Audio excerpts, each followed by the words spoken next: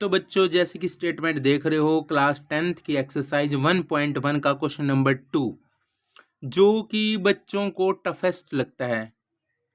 चाहे किसी भी सिचुएशन में कर लो, ये टफ ही माना जाता है। बच्चों समझ में आता है तो ठीक है, नहीं तो दोबारा रिपीट करूंगा मैं एक बार फिर भी, बट एक बार देख लेना, पहली बार में ही समझ में आएगा। करते हैं हम क्वेश्चन को, टाइम नहीं गंवाना हमने। सॉल्यूशन इसमें क्या है, शो करना है कि एनी कोई भी पॉजिटिव इंटीजर है आपके पास, वो ओड इंटीजर आएगा इस of the form 6k+1, 6k+3, 6k+5। मतलब अगर इस टाइप की फॉर्म बनेगी तो वो ओड बननी चाहिए, ठीक है। ये चीज शो करनी है। और क्या जो जहां पे रहेगा वो इंटीजर है। तो हमने सबसे पहले क्या करना है, लेट कर लेना, let a be an integer. इस क्वेश्चन में हमें ए को एनी इंटीजर मान के चलना है, एनी इंटीजर। इंटीजर लेके चले हम ए को, कोई भी इंटीजर। तो इसमें जो ए की फॉर्म होती है, एल्गोरिथम फॉर्म बहुत जिसको बोलते हैं, Euclid algorithm, by Euclid algorithm. जो ये फॉर्म होती है, ये होती है अभी जो ए है वो रहेगा हमारे पास BQ+R के, इसके इक्वल रहेगा। यहां पे जो B की वैल्यू है ना हमें दी गई है, वो दी गई है 6 दी गई है। जो क्यू की आगे वैल्यू होती है वो B मानी जाती है, तो B की वैल्यू हम लिख सकते हैं 6। और जो R है लास्ट में वो दिया गया है, यहाँ पे तो 1 है, यहाँ पे 3 है, यहाँ पे यानी नियर अबाउट 5 है। तो जो R रहेगा हमारे पास वो रहेगा 0, 1, 2, 3, 4, 5 तक वैल्यू वेरी करेगी R की।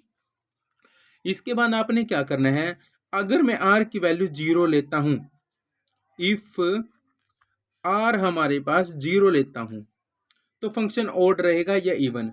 तो हमारे पास जो ये आता है ना, जो हमारे पास ए रहेगा वो हमारे पास क्या है, 6Q+R है।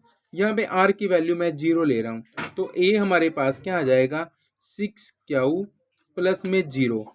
अगर यहाँ पे 0, देखिए यहाँ पे हमारे पास 0 आ गया, यानी रिमाइंडर 0 आ गया।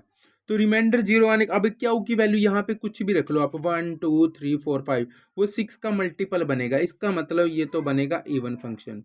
अगर वो 6 का मल्टीपल बन रहा है, कहने का मतलब 6 के टेबल पे आने वाला नंबर बन रहा है, तो इसका मतलब वो इवन है।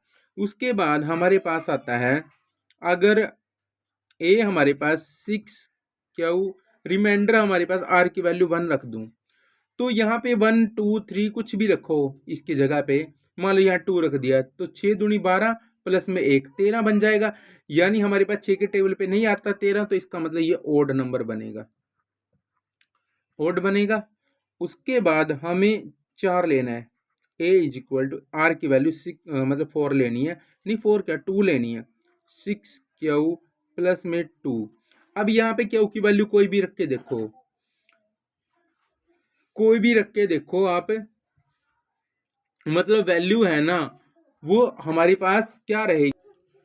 जैसे आपने इसमें देखा, इसमें वैल्यू क्या बन रही थी, 13 बन रही थी, जो कि क्या ओड वैल्यू होती है। इसमें जो वैल्यू बनेगी वो इवन बनेगी, चाहे क्या की वैल्यू कुछ भी रख ले, 1, 2, 3, 4, 5, 6, 7, 8 कुछ भी रख लो। मान लो 2 रख दिया, 6 2 12, यानी 12, 12 मतलब 14, 14 आ रही है, इसका मतलब इवन नंबर बनेगा, इवन वैल्यू आएगी। ऐसे ही आप ए की वैल्यू हम 3 रख रहे हैं, 6Q+3, तो यहाँ पे Q की वैल्यू कुछ भी रख के देखो ओड बनेगा, ओड बन गई वैल्यू। ऐसे ही हम ए की वैल्यू क्या कर रहे हैं, 5 रख रहे हैं, 6Q+5, ये भी ओड बनेगी भाई, बन गई ओड।